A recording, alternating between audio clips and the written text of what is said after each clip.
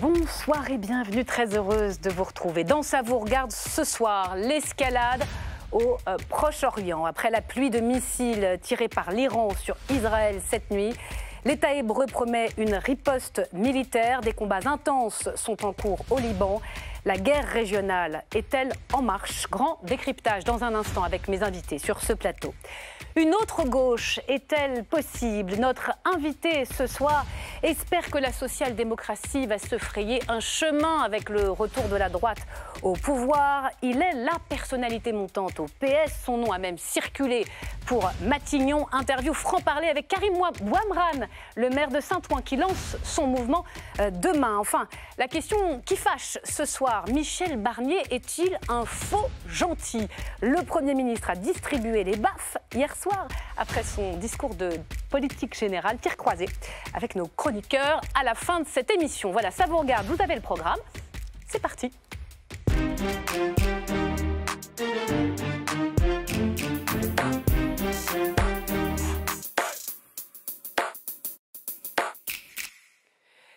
Quand et comment ripostera Israël? Rarement la menace d'un conflit régional global au Proche-Orient n'a été aussi forte après la pluie de missiles iraniens qui s'est abattue hier soir sur l'État hébreu. Israël intensifie son opération militaire au Liban. Le Hezbollah réplique dans un engrenage que personne n'arrive à contenir, en tout cas pour le moment. Alors quels sont les scénarios possibles dans les jours qui viennent? Bonsoir, Général Paloméros.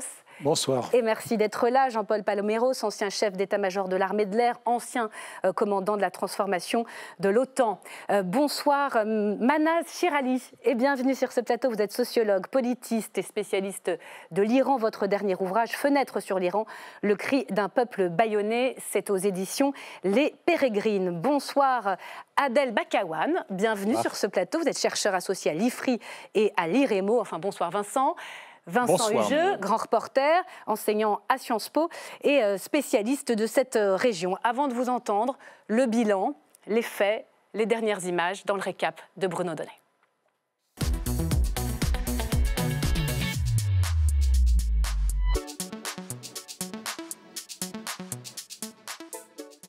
Bonsoir Bruno. Bonsoir Myriam, bonsoir à tous. Dans votre récap ce soir, une riposte et un grand péril. Oui, il était un peu plus de 18h30 hier soir lorsqu'une riposte d'une ampleur absolument inédite s'est abattue sur Israël. Une pluie de missiles lancés par l'Iran s'abat sur tout le pays. Des cris de panique dans les rues de Tel Aviv. Et les sirènes d'alerte qui retentissent sans discontinuer. L'Iran a procédé au tir d'au moins 180 missiles. Alors pourquoi? Eh bien pour venger cet homme, Hassan Nasrallah, le chef du Hezbollah, tué vendredi dernier dans une offensive israélienne au Liban. Hier soir, Téhéran s'est largement félicité de ces bombardements, tout en menaçant de frapper Israël encore plus fort.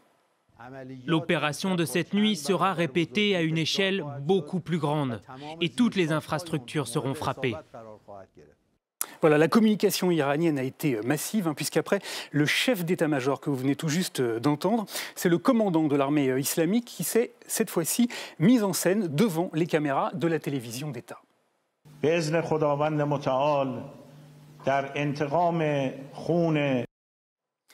Alors, pour bien comprendre cette séquence-là, il faut avoir en tête une autre image.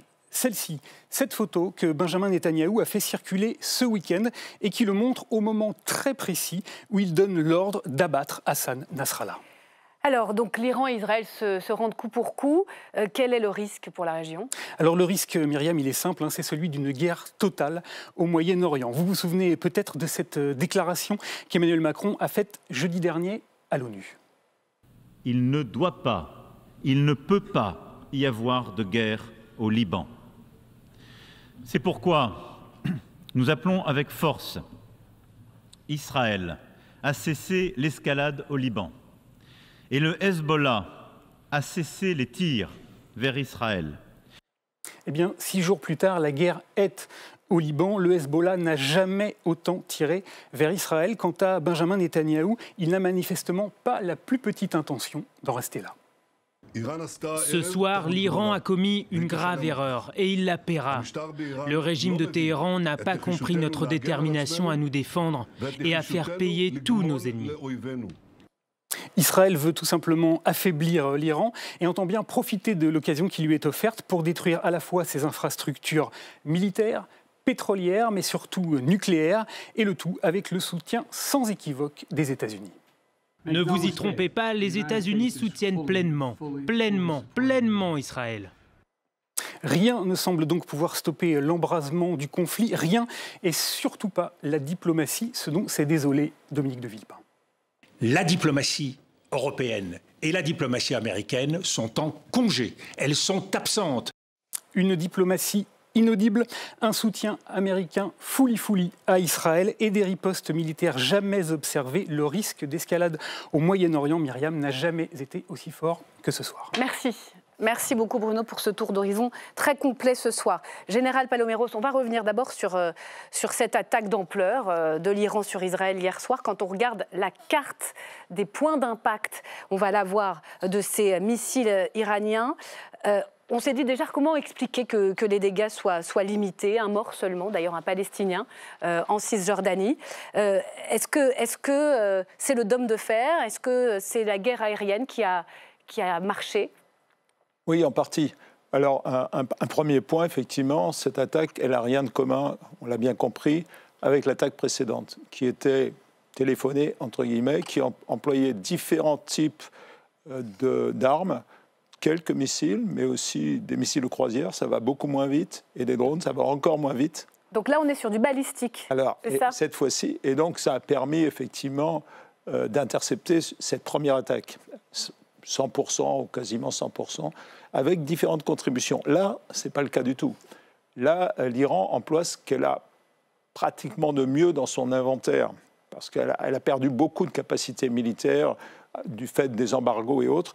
Donc, elle s'est construite un peu à l'image de la Corée du Nord. Il y a une similitude. D'ailleurs, il y a des missiles qui sont très similaires, très voisins, très cousins. Et donc, l'Iran a décidé vraiment d'utiliser ces missiles balistiques avec toute une gamme, sans doute pas les derniers nés qu'il qualifie d'hypersoniques, mais quand même. Donc cette attaque aurait dû être meurtrière, incontestablement, il n'y a pas de doute là-dessus. Il y a eu une guerre dans les airs très puissante. Pourquoi aussi, elle n'a pas été? D'abord parce que les Israéliens et les Américains qui les soutiennent ont mis en place un système de défense antimissile balistique. Ce n'est pas Iron Dome, c'est juste un détail. Et Iron Dome, c'est vraiment la protection rapprochée. Au-dessus, vous avez la fronde de David Sling, qui lui couvre un théâtre, mais ce n'est pas non plus performant contre des vrais missiles balistiques, dont il ne reste plus que les fameux systèmes Arrow, les flèches, Arrow 2 et Arrow 3, pour protéger. Donc ça veut dire qu'ils protègent l'espace avec un nombre limité quand même de systèmes d'armes. Et évidemment, la menace de missiles balistiques, elle est plus difficile à contrer, d'autant plus qu'ils viennent de loin, d'autant plus qu'ils vont vite. Ça veut dire qu'il y a eu des avions de chasse américains qui ont intercepté des missiles iraniens? Non, justement, c'est pas possible. Aujourd'hui, c'est pas possible, si vous voulez. Il n'y a pas de capacité connue à notre... peut-être les Américains en développent, mais de capacité anti-missiles balistiques tirées à partir d'avions. Ce qui rend l'exercice beaucoup plus difficile. Donc c'est de l'interception. Oui. Et il y a forcément une partie de réussite pour les Israéliens. Cette attaque aurait dû faire des morts, ce n'est pas le cas, tant mieux. Il y a beaucoup de sites au sol, parce qu'il y a quand même des débris qui tombent. Donc...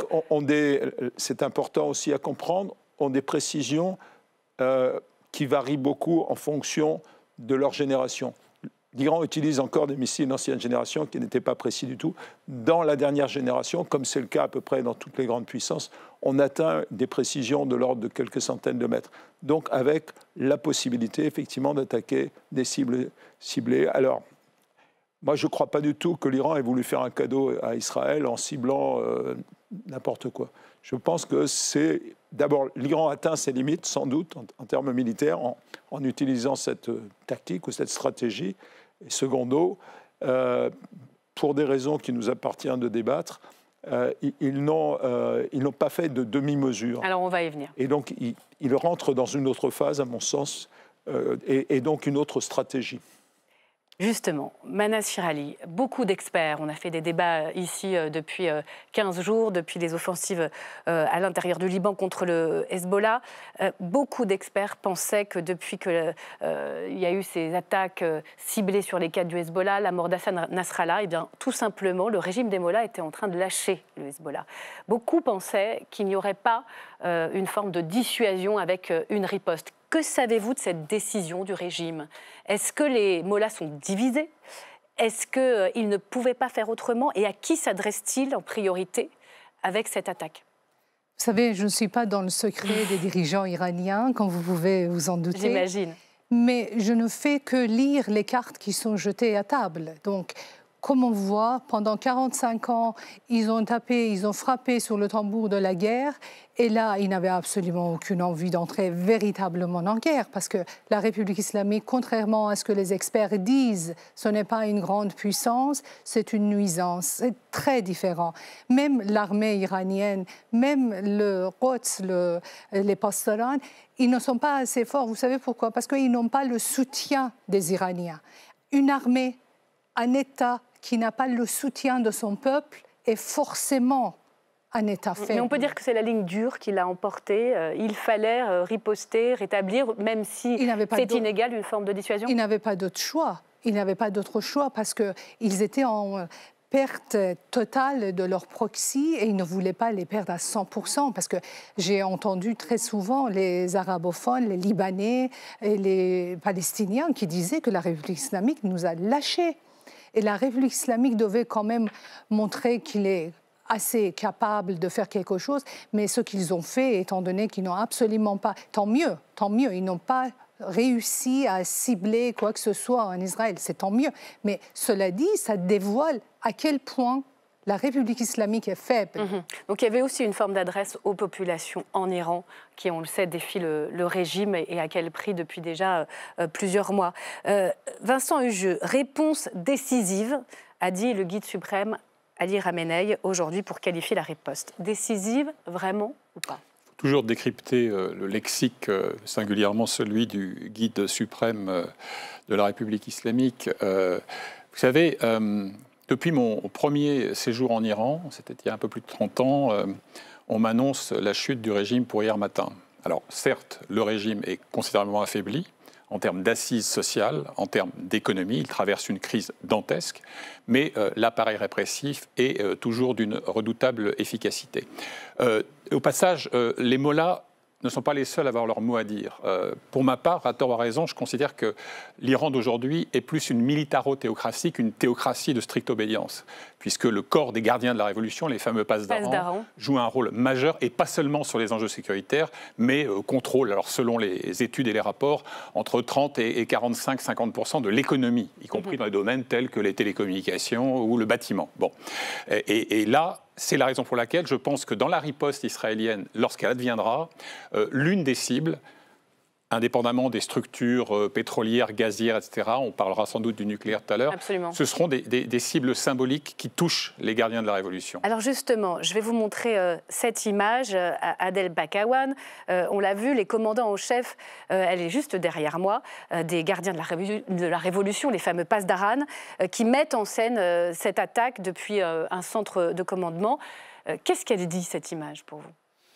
Bah, écoutez, moi, je faisais partie des chercheurs qui pensaient que la République islamique n'allait pas attaquer Israël.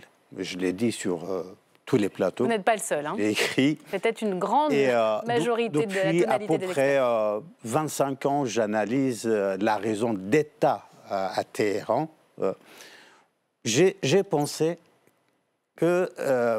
au bout du compte, les cadres dirigeants de la République islamique allaient écouter leur raison d'État, la raison froide d'État. Et ils avaient vraiment une vraie option pour investir et capitaliser, rendre ces événements-là rentables pour la République et pour le régime en négociant avec les Américains, les Européens, sur le nucléaire, et notamment. Indirectement avec les Israéliens, pour leurs priorités. Donc, elle ne sert pas les intérêts du régime, cette riposte ? Absolument pas. Ils avaient 3 priorités rapidement. La survie du régime, les installations nucléaires à protéger, l'économie iranienne. Cette riposte-là, c'est le prisme idéologique, émotionnel, c'est la restauration, c'est la quête de la restauration de leur crédibilité auprès des organisations miliciennes. En avant, finalement. Et donc, mais en fait, il a offert à Benjamin Netanyahou ce qu'il cherchait depuis des mois et des mois. Personnellement, je pense qu'à partir d'hier soir, la République islamique d'Iran, je ne dis absolument pas que la chute c'est pour demain, mais le régime est tombé dans le piège, comme Saddam Hussein est tombé dans le piège au Koweït dans les années 80. En 2003. Alors c'est important cette phrase du piège. On va y venir parce qu'on entend beaucoup, au fond, c'est ce qu'Israël souhaitait. Les Iraniens sont tombés dans le piège, n'empêche qu'en Israël, la crainte, elle est quand même très forte ce soir. Il y a le 7 octobre, l'anniversaire dans un an. Est-ce qu'ils sont en sécurité vraiment ou pas dans les prochains jours? L'inquiétude aussi du côté évidemment des populations civiles en Iran. Tour d'horizon dans les deux pays avec Stéphanie Despierres. Je vous redonne la parole juste après.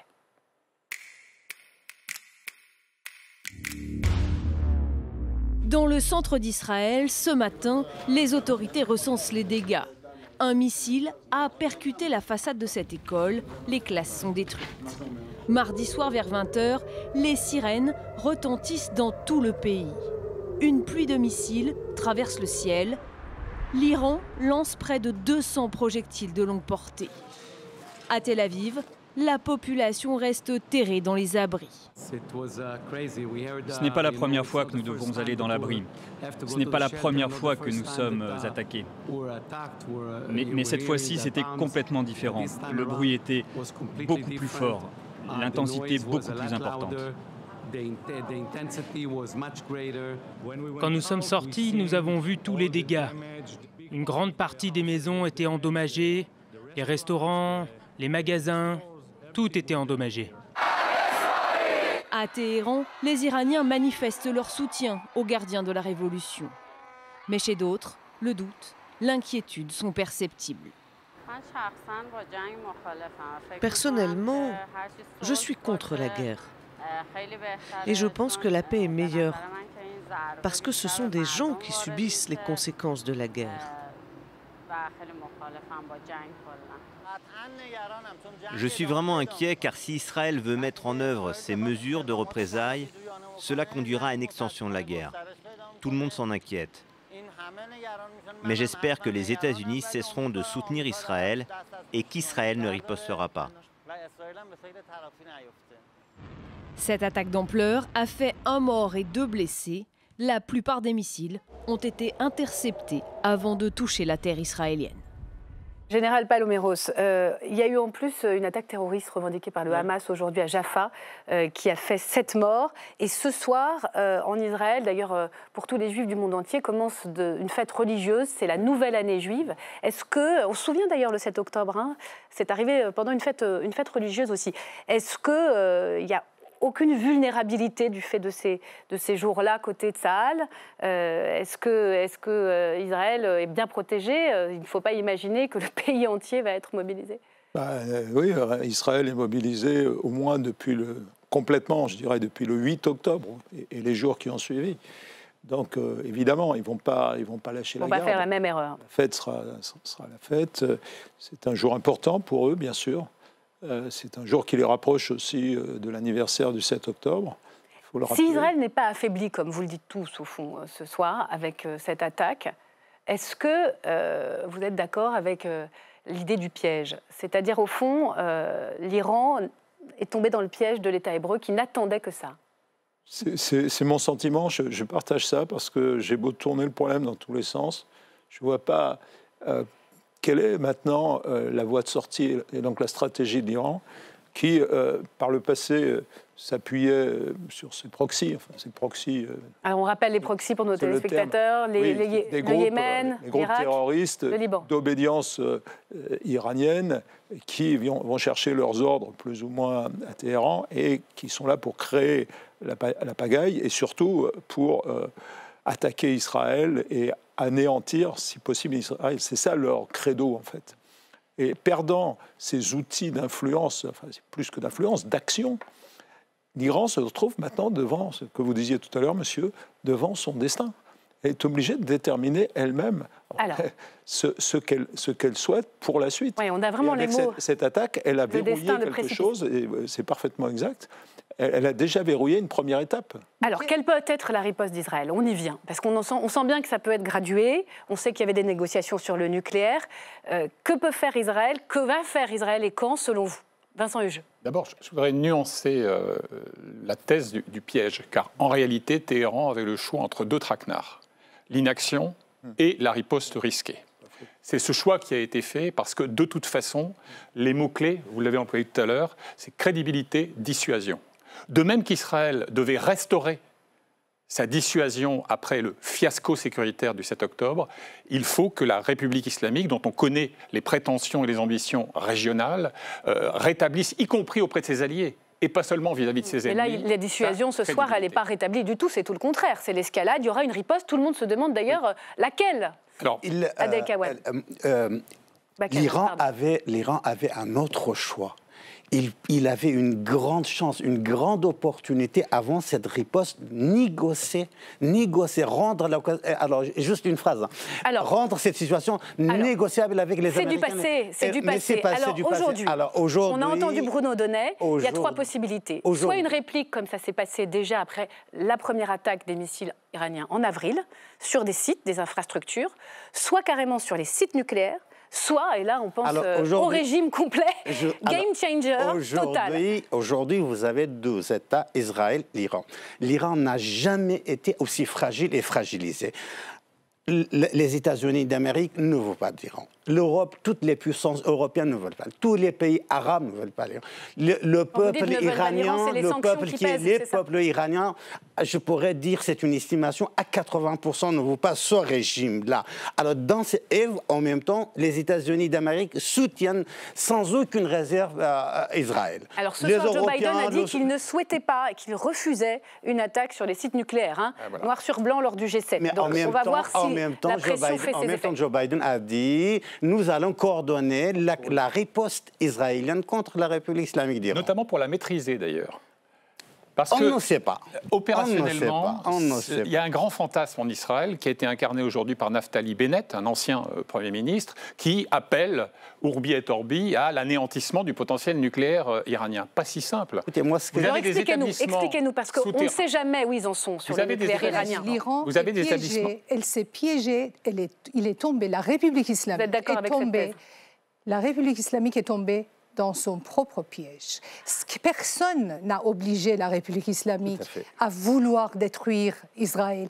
Il n'y a jamais eu de conflit entre le peuple iranien et le peuple israélien. Alors on va parler du peuple iranien, parce qu'il y a la peur et puis il y a peut-être l'espoir aussi. Les Iraniens n'ont rien contre les Israéliens. Ce n'est pas du tout une animosité, ce n'est pas du tout le racisme Vous pensez que certains Iraniens espèrent, entre guillemets, que le régime chute après une attaque d'ampleur sur l'Iran? Iraniens, une bonne partie des Iraniens avec qui je suis en relation savent qu'ils ne peuvent rien faire contre ce régime. Ce régime est armé jusqu'aux dents. Ce régime, la République islamique, tue les Iraniens comme il l'a tué dans le passé. Une intervention directe, les Iraniens, écoutez, les Iraniens savent que la République islamique ne bougera pas sans guerre. Très bien, c'est dit. Alors revenons au nucléaire, parce que ceux qui nous regardent se disent au fond, les négociations, elles ont été arrêtées. On se souvient de Donald Trump. Ils en sont où? Et pourquoi on comprend tous que les Iraniens ont repris langue avec les Américains sur la question du nucléaire? Parce que vous avez un nouveau président qui a succédé à son prédécesseur mort accidentellement, qui s'appelle Massoud Pezeshkian, alors qui certes, ne l'oublions jamais, n'est que dans le meilleur des cas le deuxième et le troisième personnage de l'État, puisque le vrai patron de la République islamique, c'est évidemment le guide Ali Khamenei, mais qui incarnait une tendance qui existe au sein du régime, consiste à dire que pour sauver l'Iran, dont on a souligné les fragilités, il faut notamment restaurer l'économie, que ça passe par un allègement des sanctions et que donc ça suppose un compromis sur le nucléaire. C'est pour ça que j'insistais tout à l'heure, et je vais être très rapide, sur attention à la pensée magique. Il ne suffit pas de décréter qu'on va anéantir le potentiel nucléaire de l'Iran. Vous avez des usines, vous avez des ateliers qui sont profondément enterrés. À Natanz, à Fordo et ailleurs. Il y a même des sites qui ont été découverts sur le tard. Et j'ajoute que pour avoir le potentiel militaire en termes de perforation pour les bombes, pour éventuellement détruire ce potentiel-là, il faut l'accord, le soutien logistique et l'appui des Américains. Et il ne l'a pas ce soir, hein, c'est très clair. C'est là où je dis qu'effectivement, c'est la déclaration du G7 de Joe Biden. Riposte coordonnée, Biden, même tétanisé par l'échéance électorale que l'on sait, ne va pas souscrire à toutes les envies israéliennes sur ce registre-là. Général Paloméros, le nom de Joe Biden à une attaque sur les sites nucléaires peut-il retenir Benjamin Netanyahou? Le point de vue qui vient d'être exposé. Il est clair que l'Iran fait partie des enjeux de la présidence des élections à venir. Pourquoi? Parce que traditionnellement, les démocrates sont vus, par certains en tout cas, comme étant plus faibles. Et évidemment, l'équipe de Trump veut enfoncer ce clou en disant quand vous avez négocié l'accord dit du JCPOA, c'était M. Obama, vous avez été faible. D'ailleurs, M. Trump n'a eu de cesse que de le remettre en question, ce qui, à mon sens, était bien dommage, mais c'est ainsi. On ne fait pas d'histoire. Elles ont repris, en fait, depuis l'élection de Joe Biden. Pas officiellement, mais concrètement, elles sont là, ces négociations. Elles reprennent ou elles ne reprennent pas. Quand on parle de choses sérieuses comme ça, soit on s'y met vraiment, on met des experts et on avance comme ça, ce fut le cas par le passé, ou soit on se retrouve dans la situation actuelle où les uns aimeraient bien sauver les apparences. Mais il y a plusieurs dimensions. Aller attaquer les installations nucléaires, encore faut-il que ce soit possible, et je suis d'accord, c'est les Américains qui tiennent la clé, ça je l'ai dit depuis le début. Ça c'est sûr, ou pas? Parce qu'on a quand même l'impression que là, les Israéliens ont une espèce de fenêtre, si je puis dire, d'opportunité, c'est l'ennemi juré, le régime, ils n'attendent que ça. En deux mots, la fenêtre ne suffit pas. Il faut les armes américaines. Juste, si les Israéliens avaient eu l'opportunité et souhaitaient le faire, ils l'auraient fait avant. Avant que le régime. Mais justement, ils ont hésité. Avant que les capacités nucléaires soient arrivées à ce point-là. Mais on était, sous la présidence de Biden, on était dans cet état de non-décision, en quelque sorte. Adel Bakawan. Rapidement, je comprends parfaitement cette grille de lecture, je comprends parfaitement toutes ces interrogations. Seulement, depuis le 7 octobre, depuis le 8 octobre, pour être précis, les États-Unis d'Amérique fixent des orientations, des stratégies, des mécanismes qui ne sont absolument pas respectés par le gouvernement israélien. Le gouvernement israélien, dans un processus très complexe, amène au fur et à mesure les Américains avec eux dans toutes les guerres, à Gaza, au Liban, contre les Russes, contre les milices irakiennes et maintenant les Iraniens directement. Je pense personnellement, cette guerre contre la République islamique d'Iran n'est pas une prise de décision. On décide, on attaque ou pas. C'est un processus, pas par pas, événement par événement. Mais si Israël n'a pas les moyens militaires, les Américains se voient dans l'obligation d'entrer dans cette guerre en chair et en os. La guerre est toujours un processus. La guerre n'a jamais été la décision d'un seul homme ou deux personnes qui disent aujourd'hui on va faire la guerre. C'est un processus qui a commencé il y a 45 ans, le moment où la République islamique a annoncé qu'elle veut la destruction d'Israël. La guerre a commencé il y a 45 ans. Pas hier, pas demain, pas aujourd'hui. Et comment vous voyez la suite alors ? Écoutez, la République islamique est tombée dans son propre piège. Elle est condamnée à aller jusqu'au bout. C'est-à-dire que là, maintenant, elle risque sa vie. Et je suis heureuse de vous dire que, comme le monsieur vient de le dire, la République islamique n'a jamais, de sa vie, depuis ses 45 ans, n'a jamais été aussi fragile. Et les dirigeants de la République islamique, aujourd'hui, ils voient leur fin arriver. Vincent Hugeux, c'est vrai qu'on se pose la question de savoir si Israël a les moyens de tous ses fronts, parce qu'il y a le Liban, on voit qu'il y a des attaques encore du Hamas, il y aurait l'Iran. Sans les Américains, elle ne peut pas mener ces multiguerres. Elle ne peut pas tout faire sans les Américains. C'est-à-dire que Benjamin Netanyahou ne va pas fabriquer ce soir, dans sa cuisine, la bombe à pouvoir perforateur méga puissant qui est indispensable justement pour aller creuser. Ça, on le sait, ils ne l'ont pas. Oui, Et donc ça veut dire qu'il peut traiter par le mépris l'administration Biden. D'ailleurs, les relations sont exécrables entre les deux personnages. Il peut donner l'impression qu'il défie en permanence ce parrain qui l'admoneste mais ne le lâche jamais sur les deux seuls leviers qui fonctionnent, l'argent, les armes. Bon, mais il n'empêche qu'il a besoin d'avions ravitailleurs, il a besoin de renseignements, etc., que seuls les Américains peuvent... Donc il est limité. Mais pour autant, j'insiste sur un point, et quitte à être un peu contre-intuitif, eh bien, moi j'ai pour ma part la conviction que l'embrasement régional n'est pas fatal. On approche un point de non-retour, dangereusement.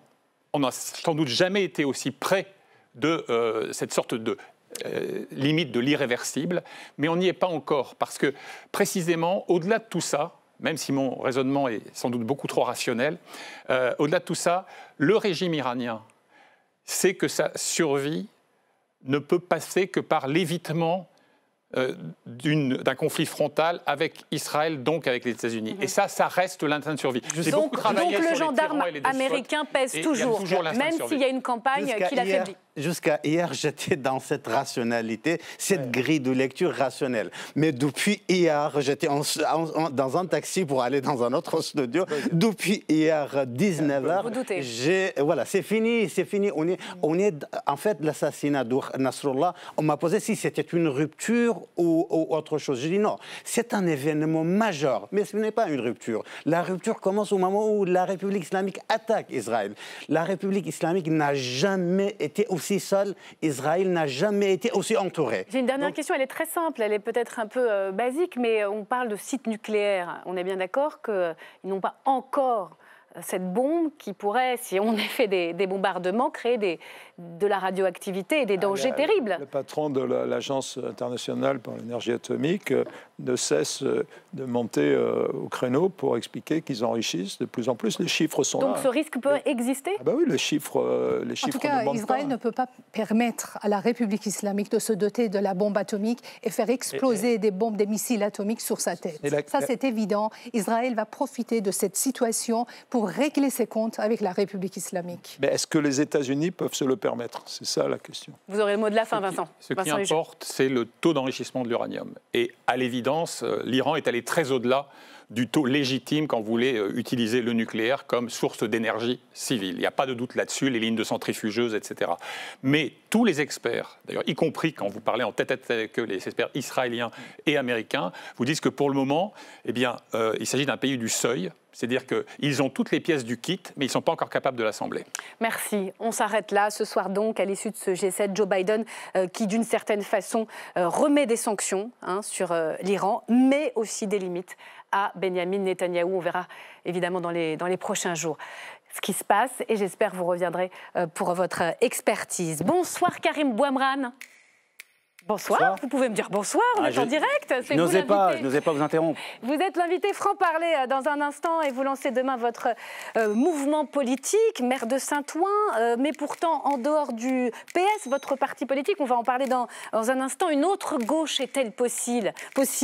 Eh bien, interview juste après l'invitation de Hélène Bonduel. À tout de suite. Si on vous invite Karim Bouamrane, c'est qu'en l'espace d'un été, vous avez été propulsé sur le devant de la scène politique. Votre nom a circulé pour le poste de Premier ministre. Le visage d'une gauche socialiste. Pas celle de la ligne officielle, mais celle qui refuse l'alliance avec la France insoumise. Ce qui vous a valu un joli tacle fin septembre. L'idée que Bernard Cazeneuve ou d'autres, Karim Bouamrane ou d'autres, puissent accepter d'être Premier ministre dans ces conditions, nous ne l'accepterons pas. Et vous ne l'accepterez pas. Mais je ne dis pas que tu le feras, Karim. Exactement. Et alors Karim dit qu'il ne le fera pas. Donc nous ne le ferons pas et nous serons soudés. Une prise à partie que vous n'appréciez guère. Moi, j'ai pas de problème avec les gens de la France insoumise, mais il semblerait que les gens de la France insoumise ont des problèmes avec des gens qui mettent en avant le compromis, l'espoir, l'espérance de ne pas se nourrir de radicalité. Ce qui vous nourrit, vous, Karim Bouamrane, c'est le terrain.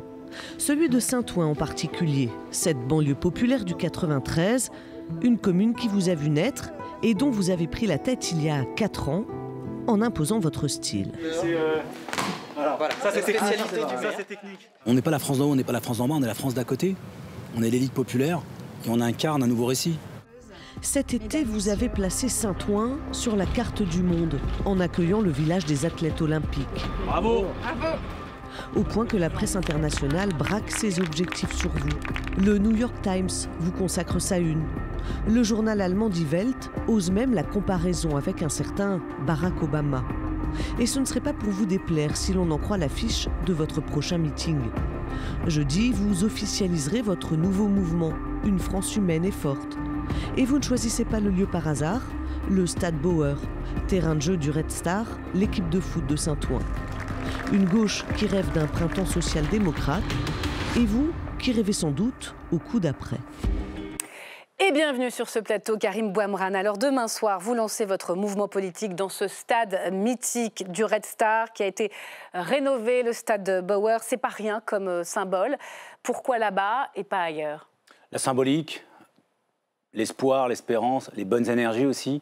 Et aujourd'hui, le stade Bauer, c'est un des rares endroits en Île-de-France où on peut se retrouver, quelle que soit sa couleur de peau, quelle que soit son origine sociale, quel que soit son genre. Quel que soit son orientation sexuelle. Le football sexuelle. en général ou ce club bien particulier? Ah, c'est une très bonne question, ça. Je dirais ce club en particulier. Le football, malheureusement, il y a quelques dérives.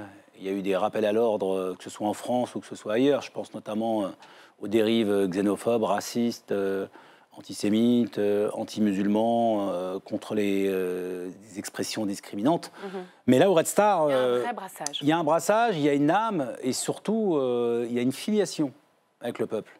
Alors, et on le voit là, au travers de ces images, ça respire le foot, ça respire le peuple, ça respire les bonnes énergies. La France humaine est forte, ça respire aussi le slogan de communicant. C'est qui, c'est quoi précisément? C'est toutes celles et ceux qui se disent « ça ne peut plus durer ». On veut réfléchir, on veut se rassembler, on veut agir. À gauche ou au-delà? Pour faire en sorte que la gauche, les écologistes, les citoyennes et les citoyennes qui sont portés de valeurs progressistes voient une candidate ou un candidat en présidente en 2027. C'est ça l'objectif. Est-ce que ce n'est pas une écurie aussi, Bouamrane, pour 2027, après n'avoir été que pressenti pour Matignon? Quand je regarde Cazeneuve à la Convention, Glucksmann, Place Publique, Delga, La République en commun, ça fait beaucoup de monde et ça fait qu'une seule place pour 2027. Et toutes ces personnes seront là demain, à Saint-Ouen, plus notre premier secrétaire qui répondra présent, plus des députés communistes, des députés, des élus écologistes. Donc l'objectif, c'est pas de diviser, mais de renforcer. Et chaque jour, chaque semaine, chaque déjeuner, chaque dîner, vous croisez des personnes qui vous disent « bon, qu'est-ce qu'on fait concrètement? Qu'est-ce qu'on peut faire ?» Et ces personnes ne se retrouvent pas dans les partis dits traditionnels, pour des raisons multifactorielles. Eh bien, concrètement, et ça a remonté avant la dissolution, on s'était dit, on va créer notre mouvement qui partira de Saint-Ouen, mais qu'on pourra dupliquer, que ce soit dans les Cévennes, que ce soit en Bretagne, que ce soit dans l'Est, que ce soit dans le Nord, que ce soit dans les Dom-Tom, pour faire en sorte que toutes les énergies positives qui se disent le plaisir de se retrouver, le plaisir de militer et le plaisir d'agir. Alors, ce n'est pas la première fois qu'il y a des clubs au PS et qui essayent d'élargir à toute la gauche. On vous voyait ici à Bram, dans l'Aude. Vous y croyez vraiment à la résurrection de la gauche de gouvernement, à la social-démocratie, franchement? Moi, je crois à la gauche du compromis, à la gauche qui rassemble, à la gauche qui redonne de l'espoir et de l'espérance. Vous avez vu ce qu'on a vécu pendant les Jeux Olympiques? J'en parlais pendant le maquillage. Cette parenthèse enchantée qui s'est vite renfermée. Avec un beau village olympique dans votre ville. Avec un bon village olympique qui va se transformer en de nouveaux logements, etc. Un parc, mais surtout l'ambiance qu'il y avait. On avait le sentiment que l'excellence était démocratisée, on se sentait en sécurité, le beau, c'était beau. Et puis la France rayonnait, on était fiers. Et là, en 2 temps 3 mouvements, le ministre de l'Intérieur l'a refermé cette parenthèse en expliquant que l'immigration était un problème pour la France, en expliquant que, de façon sous-jacente, si on n'appartient pas à une certaine couleur de peau, à une certaine religion, à une certaine croyance... Vous êtes rassuré par le recadrage de Michel Barnier qui a été très clair? Ça ne suffit pas? Ça ne suffit pas. Pourquoi? Parce qu'elle est sous tutelle. Vous avez bien vu les différentes déclarations des responsables du Rassemblement national ce matin. Si jamais le Premier ministre ou si jamais le gouvernement nous manque de respect, dans ces cas-là, on le sanctionnera. Vous le trouvez quoi? Trop courtois, trop respectueux avec Marine Le Pen? Je le trouve inutile. Inutile? Je trouve que ce gouvernement ne tiendra pas.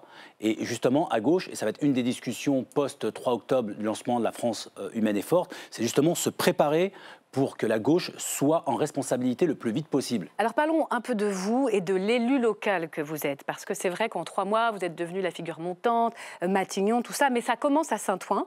La presse américaine adore les belles histoires. Vous êtes le fils d'un modeste ouvrier marocain. Elle vous a propulsé, on l'a vu, le New York Times, c'est pas rien, hein, en une comme l'homme qui métamorphose la banlieue. Vous avez fait bouger la ville, ça c'est indéniable, mais quand même, rénovation urbaine, futur campus hospitalier, quartier des docks, tout ça, ça a été initié bien avant vous. Qu'est-ce que vous dites à ceux qui considèrent que vous récoltez un peu les lauriers à la place des autres? Bon, déjà, il faut leur faire preuve, faut saluer leur capacité révisionniste.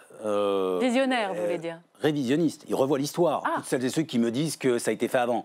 Vous n'êtes en place que depuis 4 ans. Pour la rénovation urbaine, ça prend bien plus d'années. Absolument pas. La rénovation urbaine, ça a été lancé sous ma responsabilité. Le plan, il n'y avait jamais eu de plan de rénovation urbaine de 360 millions avant que j'arrive. C'est historique, c'est inédit, c'est la première fois.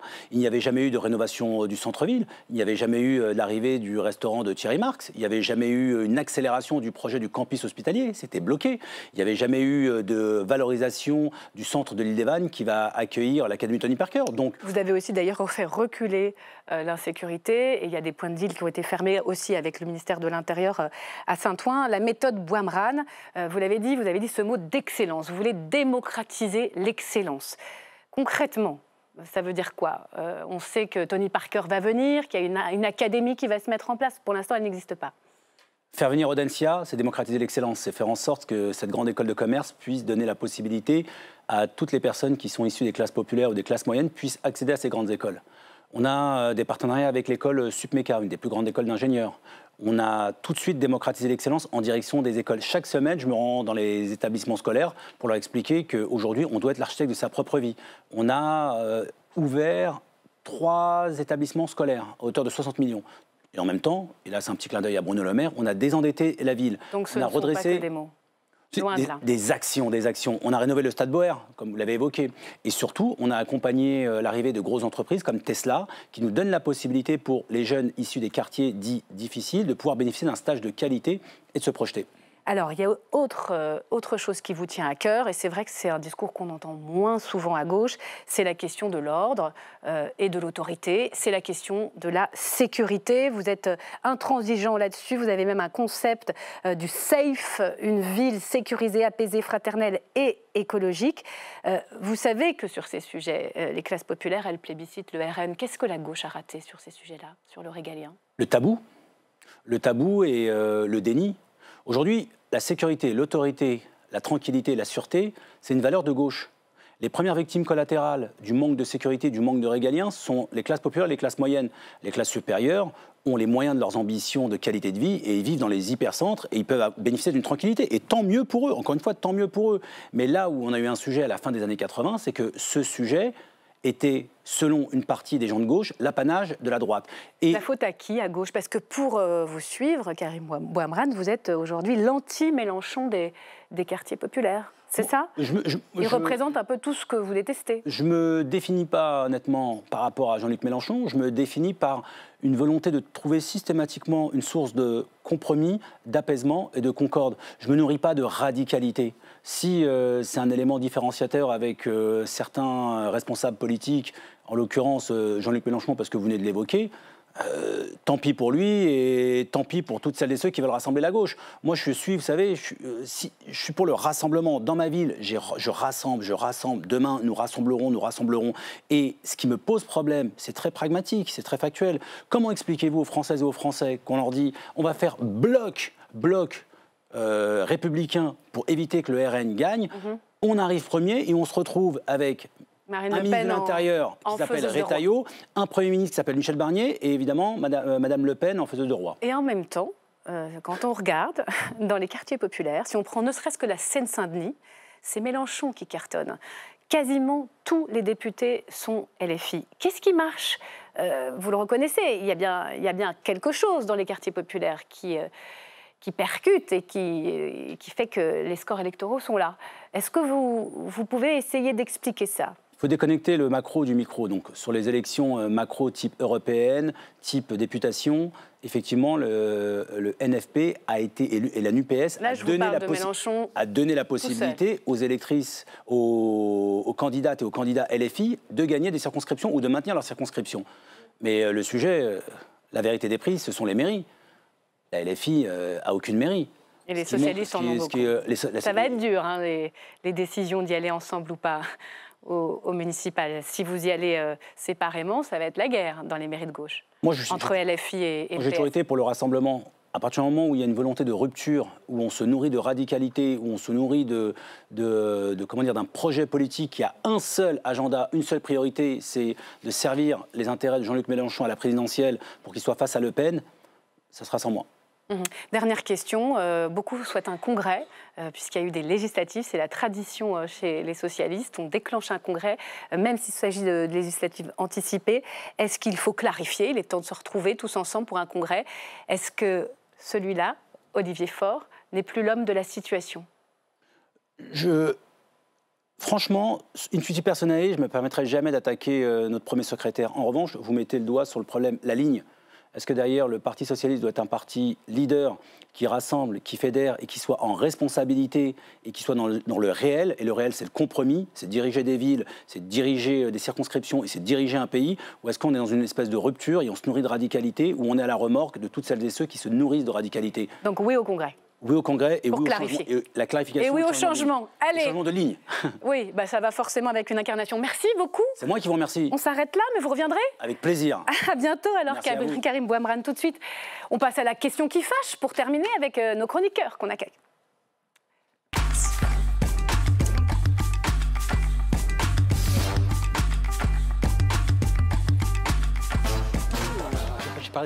Allez, on s'installe. Les chroniqueurs sont fin prêts. Au revoir, Karim Bouamrane. Pierre Croiset ce soir avec Mickaël Darmon. Bonsoir.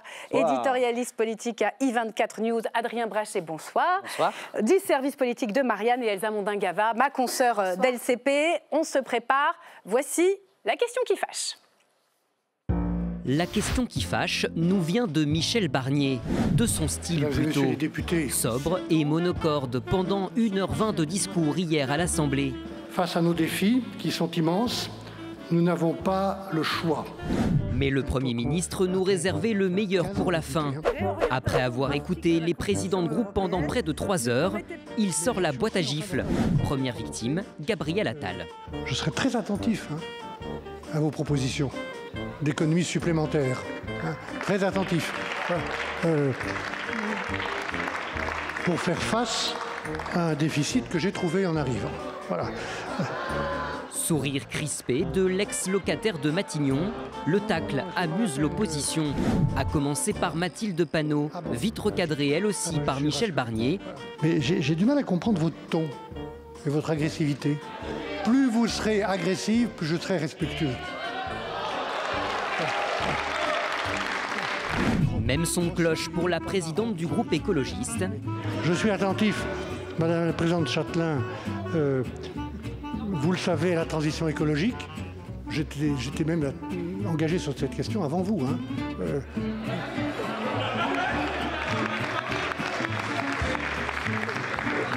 Et au passage, Michel Barnier règle ses comptes avec son ancien compagnon des Républicains, Éric Ciotti, désormais allié avec Marine Le Pen.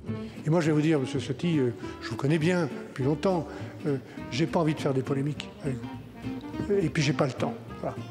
Michel Barnier semble manier parfaitement l'ironie et le sarcasme. D'ailleurs, il prévient. Il faut que vous vous habituiez les uns les autres à ce que je dise ce que je pense. Nous voilà prévenus. Un Premier ministre franc-tireur. Alors Michel Barnier est-il un faux gentil ? Et voilà une question qui fâche, signée par Marco Pommier, Mickaël Darmon. Faux gentil, derrière la rondeur, c'est le tonton flingueur. Oui, mais un tonton flingueur, c'est pas forcément un méchant. C'est-à-dire, oui, parce qu'en fait, la méchanceté en politique, ça vise à l'efficacité. ça vise à la capacité de pouvoir aussi fédérer autour de soi, être capable de prendre le pouvoir, être capable d'être un fauve pour aussi aller au plus haut donc de l'échelle et de la pyramide du pouvoir. On a vu dans quelles circonstances il est arrivé là, il passait un peu dans le couloir quand même. Donc de ce point de vue-là, c'est vrai qu'on n'a pas vu, on n'a pas connu un Michel Barnier en homme de la conquête du pouvoir, de la violence politique nécessaire pour pouvoir arriver là où on... Un vrai gentil alors. Donc en fait, je pense que quelque part, il masque, et avec beaucoup de talent d'ailleurs, on pourra encore en parler, donc une forme de gentillesse avec des griffes et des coups de patte qui certainement vont donner son style au cours des semaines et peut-être des mois à venir. Adrien Brech, d'accord avec ça? Oui, alors je rejoins totalement ce qui a été dit et je pense qu'au fond, ce style qu'il est en train d'adopter sert à camoufler aussi sa position de fragilité. C'est-à-dire que je pense que le Michel Barnier, Premier ministre en tant que personne, va être en effet un faux gentil, mais qu'en revanche, dans sa politique, il aura beaucoup plus de mal à envoyer des piques et à s'amuser comme il a pu le faire ici. Oui, dans sa personne, c'est un faux gentil. On l'a vu dès la constitution du gouvernement. Tout le monde pensait pouvoir lui imposer des noms, des personnalités.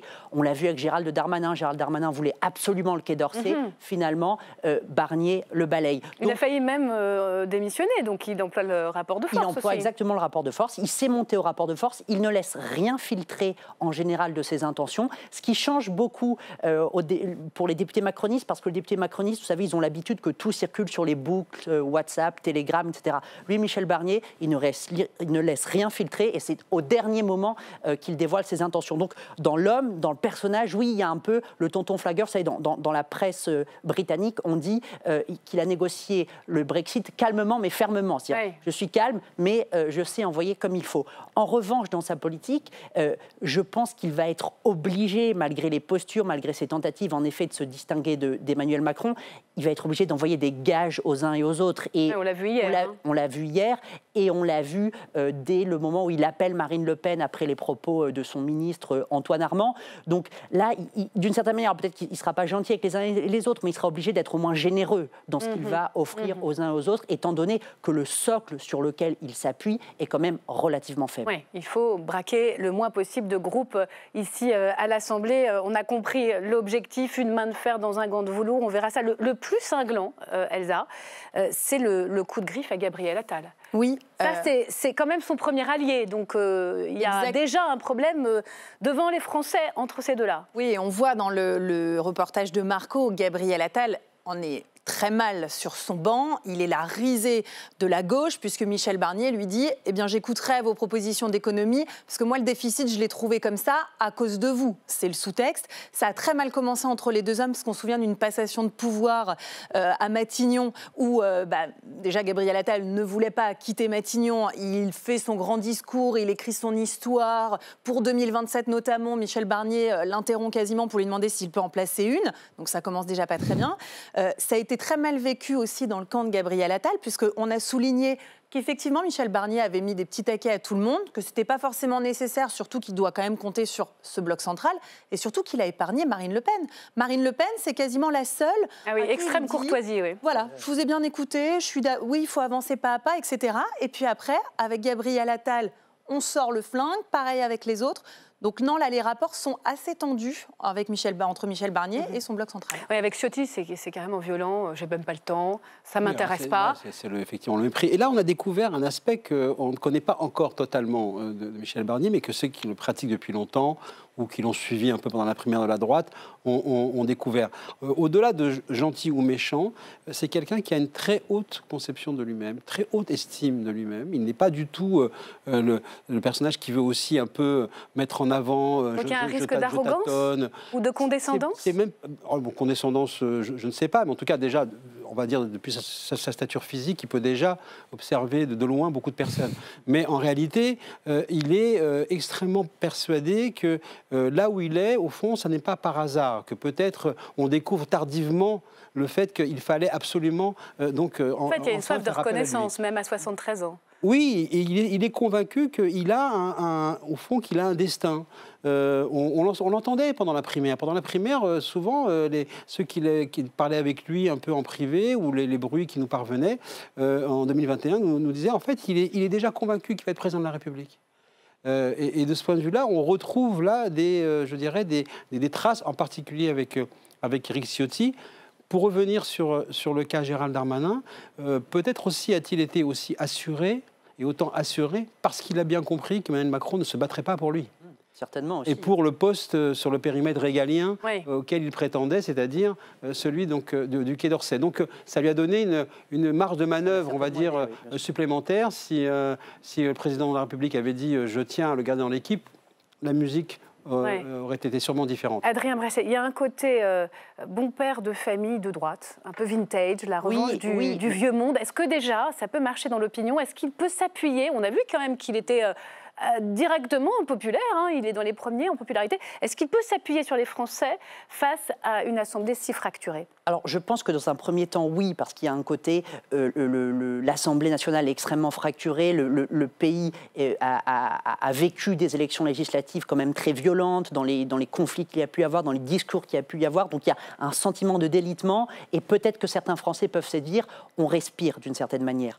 En revanche, il ne faut pas oublier que l'assise électorale sur laquelle il s'appuie est extrêmement faible. Il est issu d'un parti politique qui fait 7% aux dernières élections européennes. Donc peut-être qu'il peut y avoir, lié au personnage dont on vient de parler jusque-là, une forme, les gens peuvent le regarder un peu avec sourire pendant un moment, mais sur le fond, la grande difficulté de Michel Barnier, c'est qu'il représente un camp politique qui est ultra minoritaire dans l'opinion. Et c'est ce qui l'oblige d'ailleurs à devoir donner des gages aux uns et aux autres, c'est que lui seul, d'un point de vue de ce qu'il représente, il ne représente quasiment rien. Il représente presque plus un style aujourd'hui pour les Français qu'une proposition véritablement politique. Elsa. Ouais, pas d'esbrouf, c'est ce qu'il dit souvent lui, c'est ce que ses conseillers disent. Le style, c'est pas d'esbrouf. Oui, pas d'effet de manche, je reste calme, etc. Vous lui donnez combien de temps, Michel Barnier, pour terminer? Plus longtemps qu'on l'imagine. Ah oui? Oui, parce que, d'abord pour cette raison-là, parce que les Français sont en train effectivement de se dire, tiens, on peut peut-être un peu se reposer, incarner une forme de mystique politique sur le thème les derniers deviennent les premiers, donc pourquoi pas. C'est au fond une des surprises de cette nouvelle législature, mais avec surtout aussi l'idée que oui, on retrouve des catégories auxquelles les Français sont peut-être un petit peu plus attachés qu'on l'imaginait, c'est-à-dire du calme, de la pondération, un retour à des anciens codes. Il avait imposé une dette médiatique à tous ses ministres, il fait 25 ans. Rien ne filtre. Hein, oui, d'abord, et puis à part Bruno Retailleau, qui a eu la permission de parler et de dire ce qu'il avait à dire, donc peut-être qu'il le faisait aussi de manière en tout cas, service commandé, comme on dit. Mais ça, on verra bien. En tout cas, oui, pour l'instant, les Français ont l'air de dire, tiens, on découvre quelque chose de nouveau. Le charisme, on va dire, vibrionnant, peut-être que ça a un peu lassé depuis quelques années. Et donc là, il y a peut-être une tentative d'essayer donner sa chance au produit, comme on dit. Adrien Bresset. Je pense que ce qui peut le sauver pendant un petit moment aussi, c'est que ce soit au sein du Bloc central ou au sein du Rassemblement national, personne ne va vraiment vouloir être le premier à tirer et à le faire tomber pour avoir... Personne ne va vouloir, si vous voulez, avoir la responsabilité du chaos, du délitement, etc. Donc ça peut retenir, si vous voulez, les uns et les autres se regardent, sont prêts à tirer, mais les uns et les autres peuvent attendre, au fond, pour D'ailleurs, tirer. Elsa, vous aurez le mot de la fin. Le fait que Marine Le Pen ait dit « je veux une loi immigration en 2025 », c'est aussi peut-être le signe qu'elle ne censurera pas, même en cas de 49.3 sur le budget? De toute façon, pour l'instant, Marine Le Pen, je pense que elle est dans son procès. La menace de la censure, ça lui va très bien pour l'instant. Elle est évidemment occupée par son procès, c'est pas forcément le moment de tout remuer. Puis Michel Barnier, pour l'instant, il est peut-être apprécié aussi et il surfe un petit peu sur la vague parce que pour l'instant, il y a rien. On ne sait pas ce qu'il va faire exactement. Pour l'instant, les choix, la stratégie de l'édredon, etc. Tant que c'est juste des paroles, peut-être que les gens le regardent en se disant allez, finalement, effectivement, ce style-là nous plaît bien. Mais ensuite, il faut faire des choix et ça, on sait que ça ne plaît pas forcément. Merci. Qu'à son détriment. On s'arrête là. Vous étiez très bon ce soir. Allez, revenez. Merci à vous. C'est la fin de cette émission. Soirée documentaire avec Jean-Pierre Graffien qui commence tout de suite. Quant à moi, je vous retrouve demain, même lieu, même heure. Très belle soirée.